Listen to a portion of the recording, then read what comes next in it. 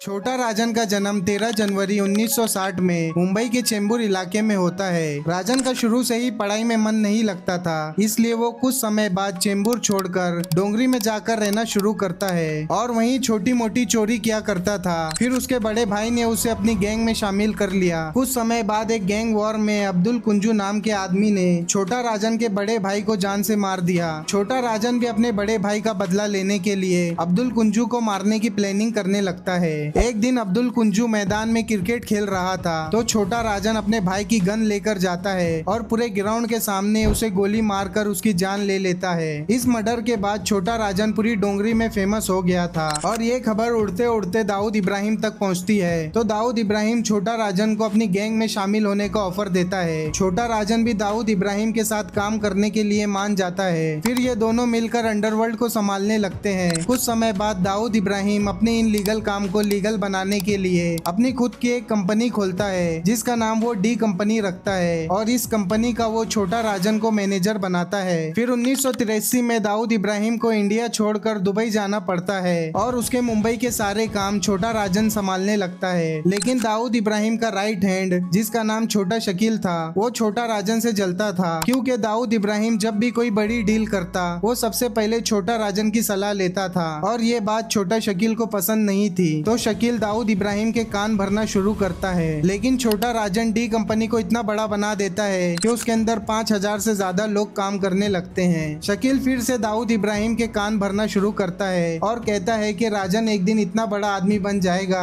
कि वो तुम्हें ही मार देगा। शकील की ये सारी बातें दाऊद इब्राहिम के दिमाग में घर करने लगी थी। धीरे धीरे दाऊद इब्राहिम बड़ी बड़ी डील्स में न ही छोटा राजन को बुलाता था और न ही उसकी सलाह लेता था। यहाँ तक के 1993 बॉम्ब ब्लास्ट में भी दाऊद इब्राहिम ने छोटा राजन को कुछ नहीं बताया, जिसके बाद इन दोनों की दोस्ती में दरार आने लगती है। फिर कुछ समय बाद दाऊद इब्राहिम का बर्थडे होता है और वो दुबई में एक क्रूज बुक करता है और दाऊद इब्राहिम छोटा राजन को अपनी पार्टी में आने का इनविटेशन देता है। जैसे ही छोटा राजन पार्टी में जाने के लिए घर से निकलता है तो उसे एक फोन आता है और छोटा राजन को पता चलता है कि आज की पार्टी में दाऊद इब्राहिम उसे मारने वाला है। फिर इसके बाद छोटा राजन भी दाऊद इब्राहिम को मारने की प्लानिंग करने लगता है, लेकिन कई बार कोशिश करने के बाद भी छोटा राजन दाऊद इब्राहिम को मार नहीं पाता। फिर 2015 में इंटरपोल को एक खबर मिलती है कि इंडोनेशिया में रहने वाले मोहन कुमार नाम के आदमी की फिंगरप्रिंट छोटा राजन से मैच हो रही है। तो इंडियन एजेंसी अपनी एक टीम इंडोनेशिया भेजती है और उन्हें पता चलता है कि छोटा राजन फेक आईडी बनाकर इंडोनेशिया में रह रहा था। इंडियन एजेंसी की टीम छोटा राजन को अरेस्ट कर इंडिया लेकर आती है और उसे जेल में डाल देती है।